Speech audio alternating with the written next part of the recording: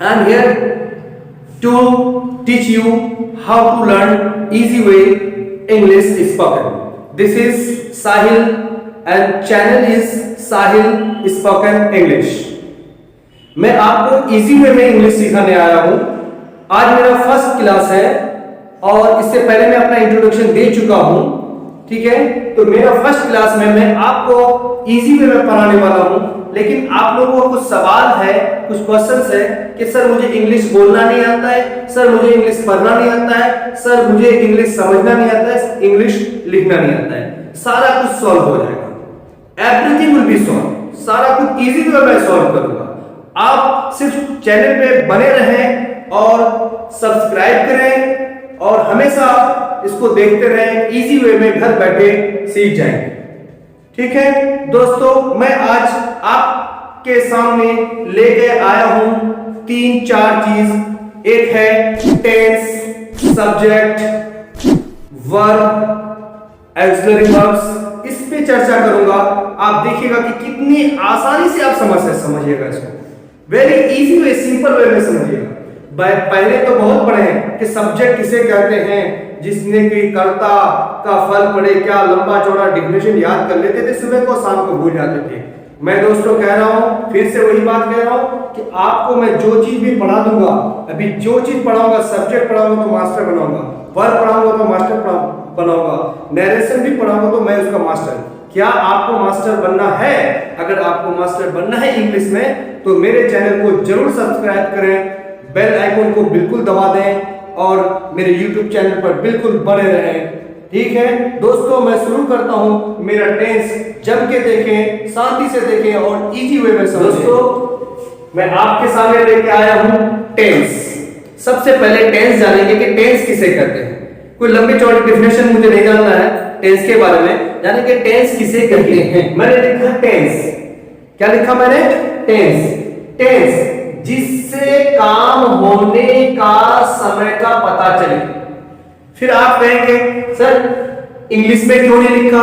अरे भाई आप समझिए, अगर आप इंग्लिश जब बोलना आ जाएगा, मैं बोलने सिखा दूंगा, इंग्लिश बोलना आ जाएगा तो आप क्या हजारों डेफिनेशन खुद बना सकते हैं।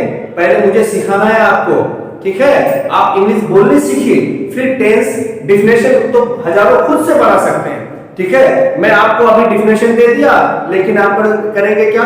उस डेफिनेशन को भूल जाएंगे। तो डेफिनेशन रट के याद नहीं करना। कोई भी चीज मेरे चैनल पे रटने वाली कोई चीज नहीं रहेगा, सब ये फॉर्मूला बेस रहेगा। कोई भी माइंड बेस चीज नहीं रहेगा, formula base, memory base nothing, कोई भी नहीं रहेगा। सारा चीज रहेगा फॉर्मूला बेस, ठीक है। आप इजीली समझिए क्या लिखा हुआ है। टेंस जिससे काम होने का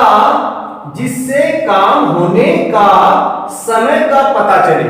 जिससे काम होने का समय का पता चले उसी को टेंस कहते हैं। मैं पढ़ रहा हूं, कब पढ़ रहा हूं? अभी पढ़ रहा हूं। मैं दौड़ रहा था, नहीं पता लग रहा है कि पास्ट में। मैं दौड़ूंगा, अभी ना दौड़ूंगा, इसको क्या कहेंगे? मैं दौड़ूंगा, आने वाले समय में दौड़ूंगा, इसको फ्यूचर करते हैं। टेंस 3 होता है, present tense, past tense and future tense. Present जो अभी हो रहा है, पास्ट जो खत्म हो गया, आने वाले समय को फ्यूचर। जैसे हम लोग छोटे थे, पास्ट, जवान हैं, प्रेजेंट, बूढ़े हो जाएंगे, फ्यूचर। तो इजी वे में अपने भाषा में, अपने लैंग्वेज में सीखें कि टेंस किसे कहते हैं। अरे जिससे काम होने का समय का पता चलता है उसी को क्या कहते हैं? टेंस कहते हैं, ठीक है। इजी वे में हम लोग टेंस को समझ में आ गया, जिससे कोई काम होने का समय का पता चले। क्लियर? उसके बाद आएंगे सब्जेक्ट। कोई बड़ी चीज नहीं है। सब्जेक्ट किसे कहते हैं? What is subject? Who does the work is called subject. Worker is called subject. Definition तो हजारों बना सकते हैं, पहले चीज को समझिए। सब्जेक्ट काम करने वाला, जो काम को करता है। मोहन दौड़ रहा है, सब्जेक्ट कौन है? मोहन। मैं पढ़ रहा हूं, सब्जेक्ट कौन है? मैं। आसमान में चिड़िए उड़ रहे हैं, सब्जेक्ट कौन हुआ? चिड़िए। आसमान तो नहीं उड़ रहा है, चिड़िए सब्जेक्ट हो गया। इजी वे में सब्जेक्ट समझ आ रहा है, ठीक है। नदी में मछलियां तैर रही है, तो कौन हुआ सब्जेक्ट? नदी की मछली, मछली है। क्या हुआ सब्जेक्ट? मछली है, क्योंकि नदी नहीं तैर रहा है, मछली तैर रहा है। इसलिए सब्जेक्ट भी आपको इजी वे में समझ में आ रहा है, ठीक है। रोड पे गाड़ियां चल रही है दोस्त, रोड पे गाड़ियां चल रही है, ये आपका रोड है, ये आपका रोड है। इसमें क्या है, एक गाड़ी आई, एक गाड़ी इसमें क्या कर रही है, एक गाड़ी लेके हम इस पर चला रहे हैं, तो गाड़ी चलने का काम कर रहा है ना, रोड का काम कर रहा है।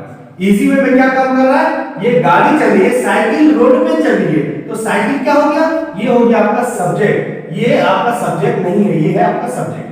तो दोस्तों सब्जेक्ट भी इजी में समझ में आ गया कि व्हाट इज सब्जेक्ट। जो काम को करता है उसी को क्या कहते हैं, सब्जेक्ट। जो काम को करता है उसको क्या कहते हैं, सब्जेक्ट कहते हैं। पापा मेरे लिए बिस्किट लाए, कौन लाए, पापा, तो सब्जेक्ट कौन हुआ, पापा। मोहन रो रहा है, मोहन रो रहा है, तो सब्जेक्ट कौन हुआ, मोहन हुआ, ऑफ कोर्स। तो इजी वे में सब्जेक्ट आपको समझ में आया। डिफिनेशन याद मत करें भाई, मैं बार बार ये कह रहा हूं कि डिफिनेशन मत याद करें। अगर डिफिनेशन याद करोगे तो फिर भूलोगे, कोई भी चीज को अगर याद करेंगे तो भूलेंगे, तो याद ही क्यों करो, भूलने के लिए क्या, भूलने के लिए याद मत करें, आप समझ के पढ़ें, ठीक है। आप लोगों ने एक मूवी देखा था 3 इडियट, उसमें भी कहा था कि रटना नहीं है आपको, तो रट के मत पढ़ें, ठीक है, समझ के पढ़ें, जो जिंदगी भर याद रहेगा, ठीक है।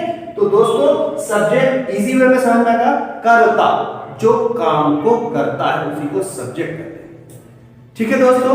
आपका टेंस और सब्जेक्ट हो गया। तीसरा नंबर में वर्ब लेके आ रहा हूं। Sir what is verb, verb किसे कहते हैं, वर्ब कोई बात नहीं, काम को वर्ब कहते हैं। वर्ब किसे कहते हैं दोस्त, काम को वर्ब कहते हैं, ठीक है।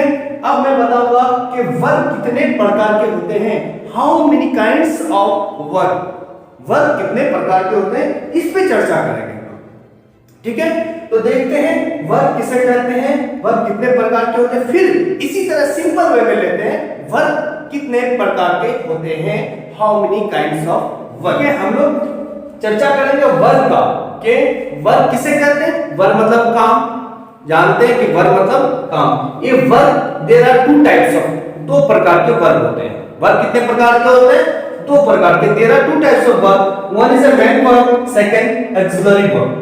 Main verb and auxiliary verb, इनको कई नाम से जाना जाता है। मेन वर्ब को प्रिंसिपल वर्ब भी कहते हैं, ठीक है, ऑक्सिलरी वर्ब को हेल्पिंग वर्ब भी कहते हैं, सपोर्टिंग वर्ब भी कहते हैं। तो अभी हम लोग एक नाम जानेंगे तो याद ज्यादा रहेगा, ठीक है। इसी तरह मेन वर्ब और auxiliary verb. Sir what is main verb, main verb किसे कहते हैं, मेन वर्ब मतलब मुख्य काम। मुख्य काम मतलब क्या होता है, जैसे पढ़ना, लिखना, आना, जाना, ये सबको मेन वर्ब कहते हैं। एक्शन वर्ड, हाँ एक्शन वर्ड, इसमें हम लोग एक्शन करते हैं, पढ़ना, लिखना, खाना, पीना, इसको हम लोग क्या कहते हैं, मेन वर्ब कहते हैं। मेन वर्ब मतलब मुख्य काम, मुख्य काम, खास काम जो होता है, मुख्य काम, ठीक है। ऐसा नहीं कि खास काम, हाँ अब पढ़ना खास काम हुआ, खेलना कोई खास काम नहीं, वो मतलब नहीं है मेरा मतलब है ना वाली। देखिए बचपन में पढ़े थे नाना नाना जिसमें रहता है उसको हम लोग मुख्य काम मेन वर्ब कहते हैं, ठीक है। अब आप लोग समझते होंगे ना नहीं भी रहेगा, हाँ या ना रहेगा, आप लोग जानते हैं कि एक्शन वर्ड क्या है, खाना, जाना, पाना, लिखना, पढ़ना, सोना, आना, जाना, ये सारे main verbs, this all are main verbs, okay, ये मेन वर्ब। लेकिन मेन वर्ब के रूप, प्रकार, ठीक है, इसका फॉर्म्स होता है, ठीक है, इसका कितना फॉर्म्स होता है, main verb has 5 forms, 5 forms होते हैं। एक होता है V1, V2, V3, V4 and V5। Main verb के 5 फॉर्म्स होते हैं, there are 5 forms of the main verb, V1, V2, V3, V4 and V5। Easy way में याद रहेगा कि वर्ब कितने प्रकार के होते हैं, 2 प्रकार, main verb, auxiliary verb. Main verb मतलब मुख्य काम, खाना, जाना, पाना वाले, ठीक है। 5 ग्रुप होते हैं, 5 forms, V1, V2, V3, V4 and V5। V1, V2, V3 you will have to remember, but V4 has a trick, ing। जब भी वर्ब 1 मिला उसमें ing लगाओगे तो V4 होगा, और s लगाओगे तो क्या होगा, V5 होगा। V4 V5 याद नहीं करना पड़ेगा, लेकिन V1 V2 V3 you will have to remember, आपको इसको याद करना पड़ेगा। यही है वर्ब। अब चलेंगे हम लोग दोस्तों हेल्पिंग वर्ब। हेल्पिंग वर्ब जिसको ऑक्सिलरी वर्ब कहते हैं, ये भी 3 प्रकार के होते हैं। There are 3 types of auxiliary verb, there are 3 types of auxiliary verb. Helping verb 3 प्रकार के होते हैं। देखते हैं कि हेल्पिंग वर्ब 3 प्रकार के क्या-क्या होते हैं। ऑक्सिलरी वर्ब जो है, ऑक्सिलरी वर्ब जिसको हम लोग सहायक क्रिया कहते हैं, हेल्पिंग वर्ब कहते हैं, these are divided into 3 parts, 3 हिस्से में, 3 भाग में इसको डिवाइड कर दिया गया है। एक है प्राइमरी एक्सिलरी वर्ब, एक क्या है, one is primary axillary verb, model axillary verbs and marginal axillary verb. Primary axillary verb में is, am, are, was, were, do, does, did, have, has, had. These all are primary auxiliary verbs. Second, modal auxiliary verbs. Second, modal auxiliary verb can, could, may, might, shall, should, will, would, must, ought to. Plus V1 लिखा हुआ है, इसका मैं चर्चा कर दूंगा। Marginal auxiliary verb need, dare, used to. Marginal auxiliary verb need, dare, used to. These are auxiliary verb, helping verb and supporting verb इसको कहते हैं। तो दोस्तों इसको बिल्कुल आपके दिमाग में याद रखना है। ये ऐसी मटेरियल है, जब मैं सेंटेंस बनाऊंगा इनका आवश्यकता, इनका जरूर इसका नीड मुझे है, ठीक है। तो मॉडल एक्सिलरी वर्ब जब भी आएगा उसके बाद V1 फिक्स है। जैसे I can go, I can going कभी नहीं होगा, I will go, I will going कभी नहीं होगा। Wherever there is a modal auxiliary verb, there is 100% V1. Model auxiliary verb जब भी कहीं आ जाए तो उसके बाद V1 आना है, बिल्कुल तय है मॉडल auxiliary verb के बाद। लेकिन प्राइमरी के बाद उसको फुल नहीं किए हैं, डिनोट नहीं किए कि कौन सा वर्ब लगेगा, इसको जो लगेगा मैं बता दूंगा आने वाले सेंटेंस में। मार्जिनल के बारे में मैं बता दूंगा क्या लगेगा, ठीक है। अभी आपको याद रखना है मॉडल auxiliary verb के बाद V1 लगेगा। These are primary auxiliary verb, modal auxiliary verb and marginal auxiliary verb. Primary में कौन कौन है, मॉडल में कौन है और मार्जिनल में कौन है।